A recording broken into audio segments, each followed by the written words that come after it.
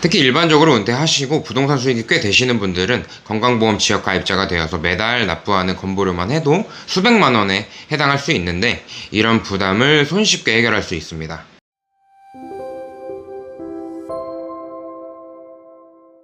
안녕하세요. 시원한 세무사 박정현입니다. 지난 4월 말 전국의 개별 공시지가와 주택가격 등이 공시가 되었는데요. 이렇듯 부동산 시장에 대한 침체를 어느 정도 완화를 해주고 종부세와 보유세 부담을 줄이고자 작년보다 꽤 낮은 금액이 공시되었습니다. 지난 정부의 공시지가를 시세에 근접하게 맞춰보겠다는 방향이 다시 제자리로 돌아온 겁니다. 그만큼 부동산의 소유자를 증여나 매매를 통해 바꾸는 데 드는 비용이 줄어든 부분인데요. 특히 공시지가의 감소로 인해 취득세 부분이 많이 줄어들 것 같습니다. 부동산 명의 변경에 드는 비용이 줄어든다니 어느 정도 이번이 기회일 수도 있을 것 같은데, 현재로서는 부동산 법인으로 가야 하는지 아닌지 많이들 고민하시는 시점이라고 볼 수 있겠습니다. 고민을 마무리 지으려면 법인과 개인의 장단점을 보고 선택을 하셔야 되는데요. 법인의 장점은 다음과 같습니다. 첫 번째, 개인과 분리하여 과세하다 보니 세금이 적다는 점입니다. 개인과 분리해서 별도의 인격체로 보니까 소유권은 법인이 가지고 있게 되고 개인은 법인의 주식만 가지고 있는 상황이 되겠죠. 그래서 상황에 맞춰 개인의 급여나 배당으로 법인의 수익을 따로 빼낼 수 있습니다. 그리고 부동산 사이즈가 커서 임대료가 높다면 개인이 소유할 경우에는 종합소득세에서 성실신고 대상이 될 수 있습니다. 개인의 종합소득세는 세율 자체도 굉장히 높고 성실신고 의무가 있다면 실제 신고 자체가 굉장히 까다로울 수 있으니 이 점에서는 법인이 굉장히 유리합니다. 법인세는 9%부터 시작하기 때문에 개인보다는 상당히 유리하죠. 두 번째, 4대 보험료 부담이 굉장히 낮습니다. 앞서 말씀드린 것처럼 개인과 법인은 분리해서 과세하게 되는데요. 그래서 4대 보험에서도 개인의 수입이 어느 정도 되는지에 따라 차등이 있습니다. 법인은 이제 별도의 인격체니까 개인의 수익은 법인으로 이전이 되고 대신에 법인의 대표이사로서 4대 보험이 가입되어서 직장 가입자가 된다면 급여를 얼마로 설정하느냐에 따라 4대 보험료에서 많은 차이가 납니다.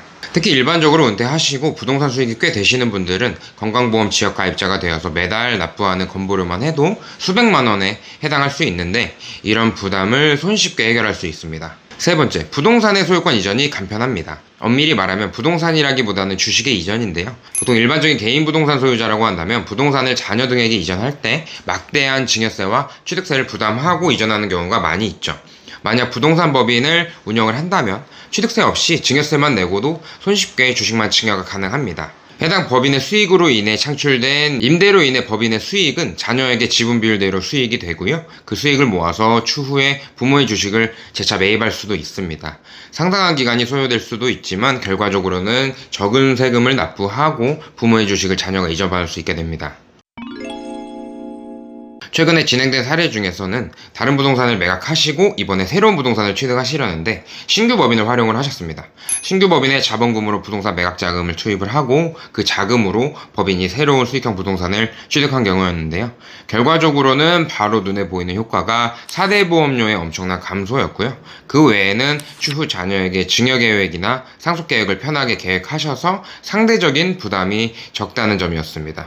종합소득세 신고 시에도 세부담이 월등히 낮고요. 주택의 경우에는 이제 법인으로 운영 시 규제가 너무 많다 보니까 수익형 부동산의 경우에 법인으로 많이 진행하게 되는데, 법인세는 일반 종합소득세보다는 까다롭다 보니 세무신고에 있어서 불편한 점이 있지만 실질적인 절세 효과는 꽤 달콤하니까 많이 운영하게 됩니다. 신규 법인 말고도 기존에 운영하시던 임대사업자를 법인으로 전환하는 경우도 있습니다.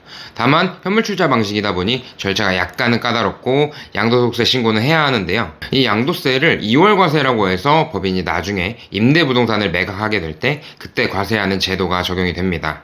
지금 현재는 개인의 부동산을 현물출자, 즉 법인에게 매각을 한다면 양도세를 계산하게 되나 이제 현금 흐름이 없으니 양도세를 납부하지는 않고 추후 부동산을 처분할 때 법인이 대신 납부하는 내용이라고 보시면 되겠습니다. 법인으로 취득 시 단점도 존재하는데, 수도권 과밀억제권역에서 설립한 지 5년 내의 법인이 이제 부동산을 취득하게 된다면 취득세 중과로 일반적인 취득세의 약 4% 정도가 추가될 수 있습니다. 오히려 간단하게 법인의 본점을 과밀억제권역 밖에 위치시킨다면 간편하게 해결 가능합니다. 오늘은 부동산 임대업에 대해 법인으로 해야 할 때의 장단점에 대해 설명드렸는데, 단점보다는 장점이 명확하게 존재하기 때문에 강력하게 추천드리는 방법입니다. 오늘 이 영상이 도움이 되셨다면 좋아요와 구독 부탁드리고 다음에는 더 유익한 내용으로 찾아뵙겠습니다. 감사합니다.